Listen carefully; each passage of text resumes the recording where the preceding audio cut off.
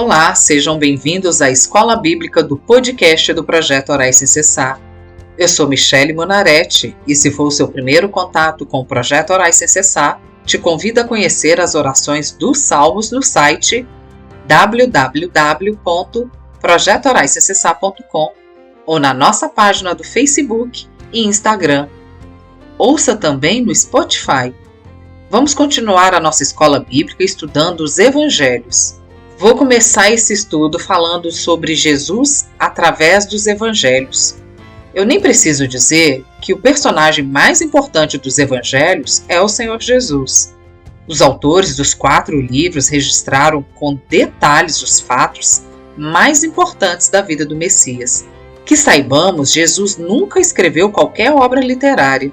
Entretanto, os seus feitos, suas obras, palavras, ensinamentos, durante os 3 anos do seu ministério, se encontram relatados em partes. Eu digo em parte porque sabemos que o Senhor Jesus fez muito mais do que aquilo que está escrito em todos os 4 evangelhos. Do seu nascimento até a sua morte, Jesus é o personagem mais conhecido e popular das Escrituras. Tudo gira em torno dele. Ele é o centro, a figura mais impressionante nas páginas do Novo Testamento. Você sabia que dos 3.779 versículos que há nos 4 evangelhos, mais de 50%, ou por volta de 1934, foram proferidos por Jesus? Mateus e Lucas descrevem a genealogia de Cristo. Eles, como também Marcos, nos falam da tentação de Jesus. João descreve o episódio do primeiro milagre de Caná. Cada autor compartilha conosco histórias, acontecimentos, lágrimas, alegrias e vitórias que marcaram a vida do Messias. Podemos, através da pena de cada evangelista, ver a Jesus 100% Deus e 100% homem. Damos glória a Deus por termos esses 4 evangelhos à nossa disposição, pois não há outros escritos sobre a vida de Jesus, a não ser menções. Poucos que viveram nos seus dias relataram algo sobre ele. Devemos estudar bem e guardar em nossos corações as palavras dos evangelistas. São para nós obras literárias, inspiradas e ungidas pelo Espírito Santo, sobre a vida de Cristo, nosso Salvador. Vamos agora comparar os 4 evangelhos. No livro de Apocalipse, no capítulo 4, versículo 7, nós temos a descrição de 4 criaturas viventes que correspondem à significação dos 4 evangelhos e à sua apresentação de Cristo. O mesmo também foi descrito no livro de Ezequiel, no capítulo 1, versículo 10. No livro de Apocalipse está escrito o seguinte: o primeiro ser vivente é semelhante ao leão, o segundo semelhante ao novilho, o terceiro tem o rosto como de homem, e o quarto ser vivente é semelhante à águia quando está voando. Segundo o texto de Apocalipse, o primeiro ser vivente é semelhante a um leão.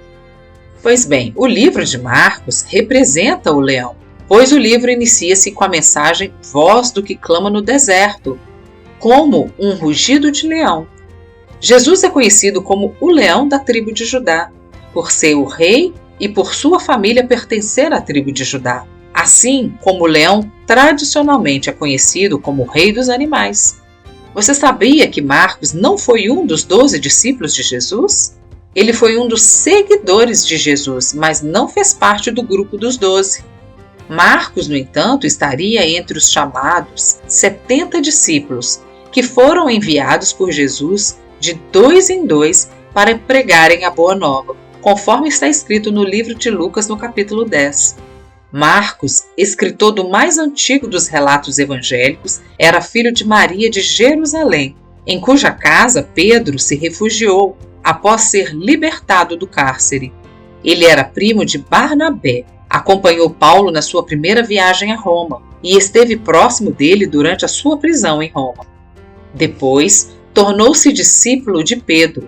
Seu evangelho é reconhecido como o mais antigo. A ele é atribuída a fundação da igreja em Alexandria. Marcos prega para os gentios. O livro de Marcos foi escrito em grego. Era a língua comum do mundo romano A mensagem central do livro de Marcos é que Jesus é o Filho de Deus e o Messias prometido. Ele veio para trazer salvação e restauração, e aqueles que creem nele são chamados a segui-lo, a viver uma vida de discipulado. O livro também enfatiza a importância da fé em Jesus e a necessidade de se arrepender e se voltar para Deus. O Evangelho de Marcos provavelmente foi escrito para apresentar a vida de Jesus a cristãos que não eram judeus. O livro de Marcos enfatiza a imagem de Jesus como servo sofredor. Já a característica do livro está no versículo-chave do livro, no capítulo 10, versículo 45. Porque o Filho do Homem não veio para ser servido, mas para servir e dar sua vida em resgate de muitos. No Evangelho de Marcos, Jesus é visto como poderoso obreiro, mais do que como mestre, mais atos do que palavras. O segundo ser vivente do livro de Apocalipse é semelhante a um novilho. O livro de Lucas representa o novilho ou o touro, iniciando a mensagem descrevendo o sacrifício do sacerdote Zacarias no templo, em que eram imolados bois nos rituais judaicos. Você sabia que Lucas também não foi um dos 12 discípulos de Jesus? Lucas foi um discípulo e companheiro de Paulo. Era um médico de origem grega e um intelectual do seu tempo. Lucas é ainda o único dos 4 evangelistas que não nasceu em Israel. Aliás, no seu relato evangélico, ele se dirige prioritariamente aos cristãos de fora da Terra Santa, em especial aos gregos, como propagador da mensagem do Senhor. Ao contrário de Mateus e João, por exemplo, Lucas não conheceu Jesus pessoalmente. Ele começou a abraçar a fé cristã por volta do ano 40, quando Jesus já tinha ressuscitado e ascendido aos céus. No entanto, conheceu Paulo, de quem foi discípulo direto. O livro de Lucas foi escrito em grego, pois o autor, Lucas, era um médico grego. O propósito do livro era porque Lucas pretendia que seu evangelho fosse lido principalmente por um público gentio. Seu evangelho é endereçado pessoalmente a Teófilo, provavelmente seria um grego ou romano convertido, um amigo de Lucas, que havia pedido um relato sobre os eventos e havia recebido uma carta privada que ele mesmo publicou. O livro apresentou Jesus Cristo como Salvador, tanto dos judeus como dos gentios. Lucas, segundo Eusébio, era natural de Antioquia, na Síria. A ênfase do livro se dá na compaixão, na inclusão e redenção. As características do livro de Lucas destaca-se a preocupação de Jesus com os marginalizados, os pobres, as mulheres, os doentes, os excluídos da sociedade. Podemos dizer que o Evangelho de Lucas é conhecido como o Evangelho dos pobres. Um bom exemplo disso é a parábola do rico e Lázaro. O terceiro ser vivente apontado em Apocalipse é semelhante a um homem. O livro de Mateus representa o homem, pois inicia-se com a genealogia de Jesus. Mateus é o primeiro dos 4 evangelhos e mostra como Jesus era o Salvador prometido por Deus no Antigo Testamento. O evangelho faz muitas referências a profecias cumpridas por Jesus. A história do chamado de Mateus é muito parecida com a história de um homem chamado Levi, relatada nos livros de Marcos e Lucas. Nos 3 evangelhos, essa história aparece no mesmo lugar, depois da cura de um homem paralítico que tinha sido descido do telhado da casa de Pedro pelos seus amigos. Por isso, é bastante provável que Mateus e Levi eram a mesma pessoa. Antes de se tornar discípulo de Jesus, Mateus era um publicano, um cobrador de impostos do Império Romano.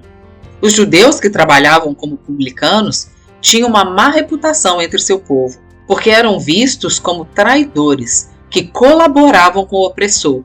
Os publicanos também tinham fama de serem corruptos, cobrando muito para ficarem com lucro. O livro de Mateus foi escrito principalmente para o público judeu, com o objetivo de demonstrar que Jesus Cristo cumpriu as profecias do Velho Testamento sobre o Messias, primeiramente escrito em hebraico ou aramaico, visava especialmente os judeus. Por isso, o Antigo Testamento é nele citado muitas vezes. A ênfase do livro de Mateus está nos sermões de Jesus. Já as características do livro falam sobre a geração de Jesus Cristo, filho de Davi, filho de Abraão, destacando-o como o Messias prometido na tradição judaica.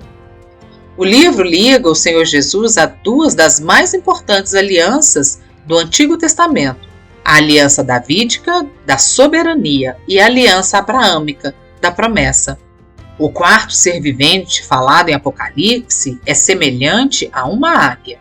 O livro de João representa a águia. Começa descrevendo o Verbo que se tornou carne.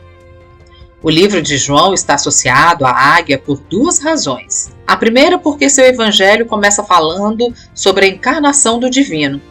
No princípio era o Verbo, e o Verbo estava com Deus, e o Verbo era Deus. E porque a águia é um símbolo daquilo que vem de cima.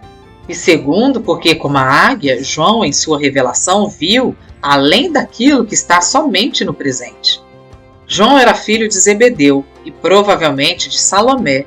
Seu irmão Tiago também era um dos 12 discípulos de Jesus. Antes de se tornar discípulo, João era seguidor de João Batista.